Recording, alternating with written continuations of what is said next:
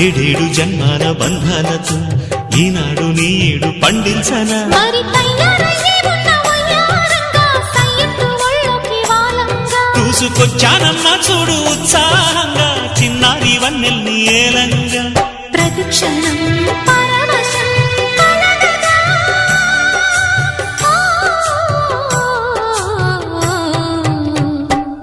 మనసా